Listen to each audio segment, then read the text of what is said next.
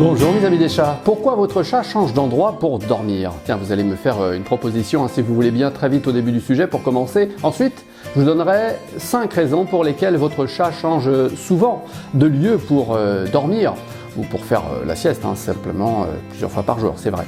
Alors je vous parlerai d'héritage, de lion, de tigre, d'articulation ou de rayon de soleil pour expliquer tout ça. Oui, tout ça pour argumenter ce sujet qui va vous intéresser forcément, votre chat aussi d'ailleurs. Et il est où votre chat en ce moment? Dites-moi, oui?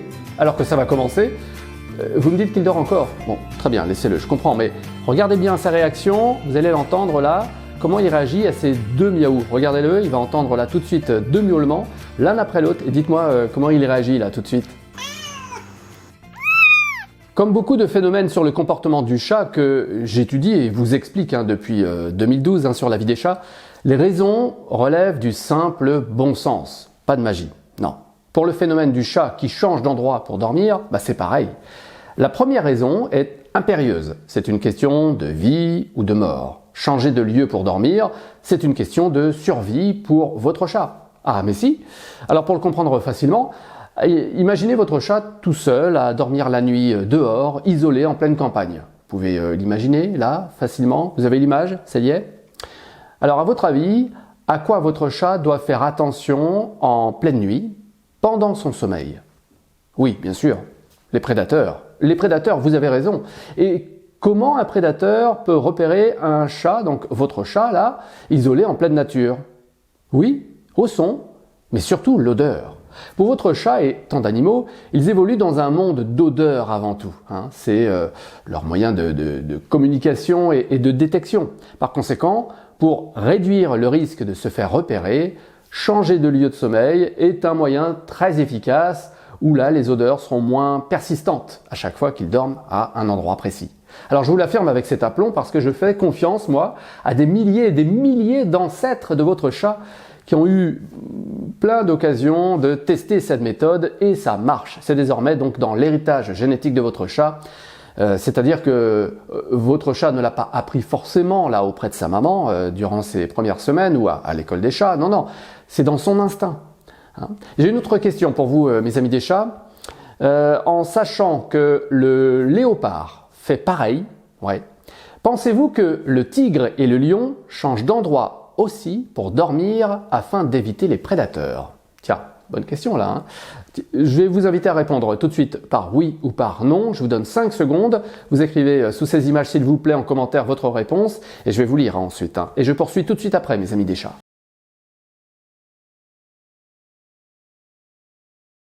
Alors, est-ce que le grand patron de la jungle, le lion tout-puissant et son cousin, le tigre, le félin ultra dangereux, ont peur de leurs prédateurs à ce point? Est-ce que le lion et le tigre seraient du genre à changer d'endroit pour dormir toutes les nuits, vraiment, comme le ferait votre propre chat en pleine nature? Alors, naturellement, je vais jeter un coup d'œil tout de suite sur vos commentaires sous ces images. Et oui, si vous avez répondu oui, vous avez raison, la réponse est oui, le lion et le tigre craignent d'être attaqués pendant leur sommeil. Donc eux aussi changent d'endroit pour dormir la nuit. C'est étonnant. Enfin, moi ça m'a étonné en tout cas. Une autre raison, assez pratique, pousse votre chat à changer de lieu de sommeil souvent. C'est aussi un moyen d'occuper différents points de son territoire, en fait, de changer d'endroit comme ça, de couchage. Si le territoire de votre chat est votre appartement, là, dans son ensemble, regardez, il va sans doute choisir quelques endroits douillets comme lieu de couchage, mais assez stratégique aussi sur tout le territoire. Plusieurs lieux de sieste, c'est donc un moyen de contrôle du territoire en même temps qu'un moyen de sécurité contre les prédateurs. Alors même un chat d'appartement qui ne sort jamais garde des réflexes et des habitudes de chat d'extérieur. C'est encore une fois l'héritage de ses ancêtres. On y revient toujours. Alors une troisième raison, il y en a 5. Une troisième raison explique que votre chat change souvent d'endroit pour dormir, pour l'entraînement à la chasse. Oui, votre chat garde toujours la forme sur ce point, normalement, tous les jours. C'est ce que je vous ai expliqué d'ailleurs plusieurs fois là sur la vie des chats depuis tant d'années. Tiens, notamment dans ce sujet-là, qui s'appelle « N'oubliez jamais ceci quand vous jouez avec votre chat ». Allez le regarder, je vous laisse le lien direct dans la description de cette vidéo, sous ces images. En multipliant en fait les lieux de couchage, votre chat optimise ses chances de faire de bonnes chasses. Encore une fois, même si votre chat ne sort jamais, ne chasse pas dehors, il garde cet instinct de félin. Il se tient en fait toujours prêt à chasser. Changer souvent d'endroit pour dormir augmente ses opportunités de capturer de très bonnes proies. Et ça intéresse forcément votre chat. Enfin, parce que les chats ont subi durant ces derniers milliers d'années tant de bouleversements, ils sont toujours prêts à quitter les lieux pour trouver un nouveau territoire en cas de besoin, en cas de nécessité. C'est aussi dans l'héritage génétique de votre chat, dans la tradition de ces milliers d'ancêtres, bien votre chat entretient sa capacité d'adaptation ainsi en changeant régulièrement d'endroit pour dormir. Ouais, c'est un entraînement permanent pour lui. Votre chat est en permanence prêt à un grand départ et un nouveau foyer, s'il le faut. Bon, même si votre chat serait attristé de devoir vous quitter, mais lui, il se tient prêt à s'adapter à un nouvel environnement en cas de nécessité, encore une fois. Le don d'adaptation à un nouveau territoire, eh bien, c'est ancré dans l'esprit de votre chat. Parmi les moyens d'entretenir ce don, c'est notamment de changer de lieu de couchage pour dormir. Voilà, je suis capable de dormir à n'importe quel endroit, s'il le faut, à la nuit prochaine. Bon. Je dois ajouter une autre raison encore à ce changement fréquent de lieu pour dormir. Oui, votre chat respecte les saisons. Ah, vous l'avez remarqué aussi, oui. En fonction de l'impact de la météo changeante en fonction des saisons chez vous, vous avez remarqué que votre chat perçoit les infimes changements de température dans vos différentes pièces. Oui, on l'a tous remarqué. Par exemple, pour vous donner une image évidente, moi je ne vois jamais mes 3 chats faire une sieste sur mon lit en plein été. Non, jamais. Non. Quand il fait chaud, mes 3 chats, Garfield, Wi-Fi et Sacha, ont des habitudes de lieu de sommeil, d'accord. Mais en général, souvent à l'extérieur. Quand arrive l'hiver et la baisse des températures, je vois immédiatement ce changement de saison chez mes chats. Il suffit que je les regarde et arrive l'automne, arrive l'hiver. Soudainement, ils vont presque se relayer pour dormir sur ma couette ou sur l'un des plaids aussi dans le salon. Alors que au beau jour, ils n'y vont jamais, très clairement, c'est trop chaud. Donc les saisons et la température influencent énormément leur choix de couchage et ils aiment bien multiplier encore une fois ces lieux de couchage selon les saisons. L'âge, mais oui, l'âge est aussi un paramètre dans le choix du lieu de sieste.